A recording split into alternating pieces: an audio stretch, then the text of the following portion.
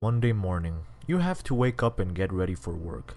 Tired as you are, you mindlessly stumble forward to the kitchen and grab the first cup of coffee. Slowly, as you sip on that delicious cup of joe and feel it wet your lips, you begin to wake up a little bit more. You quickly cook up a couple of eggs for breakfast. Today, you prepare them exceptionally well. They have an exquisite taste added on by the special sauce you prepared.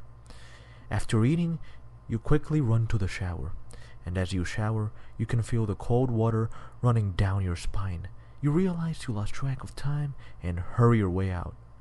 Now, you might be thinking, okay man, what the hell is your point? Well, the point is that despite the fact that you might think that the situation just described is a pretty mundane one, as trivial as it gets, you're wrong. The situation just described reveals one of the biggest mysteries of the human condition, up there with the Big Bang. The inner first-person experiences that you have, the feeling of having sensations, perceiving colors, width, depth, and height, having emotions and thoughts, all of this is the mystery of the hard problem of consciousness. For years on end, scientists and mystics alike have tried to tackle the seemingly insurmountable difficulties inherent in the mysteries of consciousness. In the last decades, the biological disciplines of neuroscience, physiology, and endocrinology and so have made pretty significant advances in determining what physical occurrences inside our bodies make us feel in certain ways. In other words, what biochemical processes underlie different conscious states of ours. For example, we know that when someone is anxious, their cortisol will probably be spiking through the roof. If someone is depressed, he or she will likely be suffering from a lack of serotonin in his or her brain. These are detailed descriptions of what a person reports to feel when certain chemicals, hormones, and neurotransmitters are or are not present in their bodies. But the way in which we determine these things is by asking people how they feel, by asking them to report on their subjective state, and then measuring different physical aspects of them simultaneously.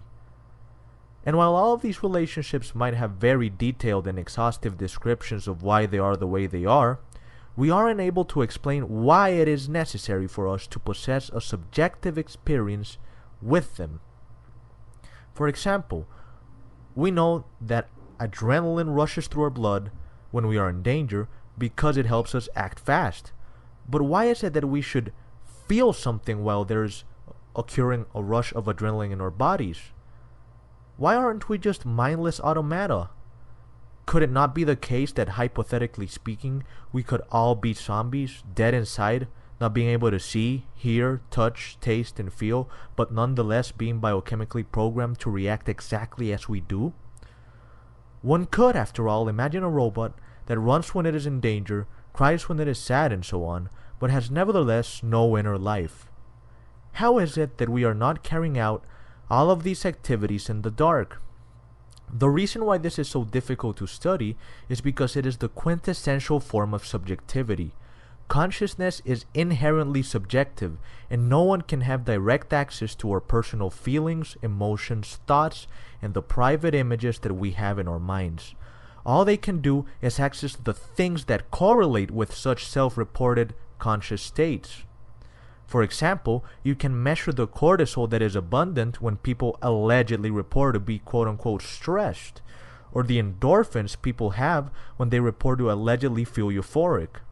But for all we know, they could be lying. They could in fact be feeling very relaxed with an influx of cortisol on their bodies, and just reporting the opposite. And there is yet no way to prove or disprove this. Naturally, as when big questions like these permeate the public sphere, people rush in to try to give different answers.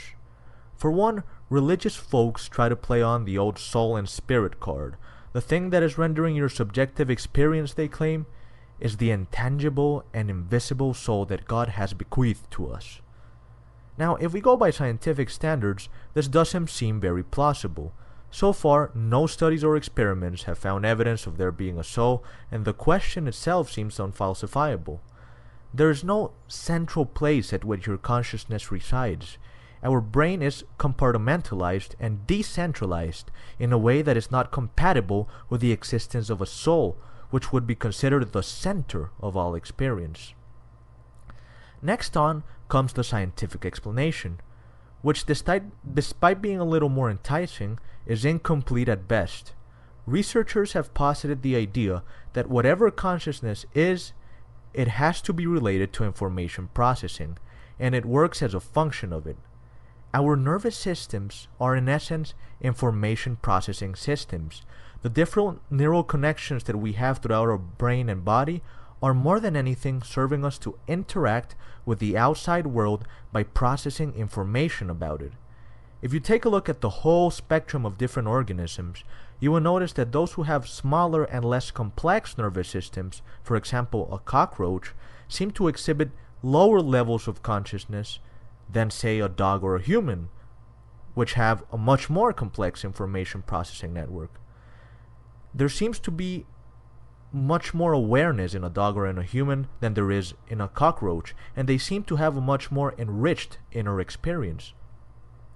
Consciousness, thus, may be an evolved characteristic that grants us with the ability to be self-aware and be cognizant of the relationship we bear with our surroundings in order to enhance our survival and reproduction.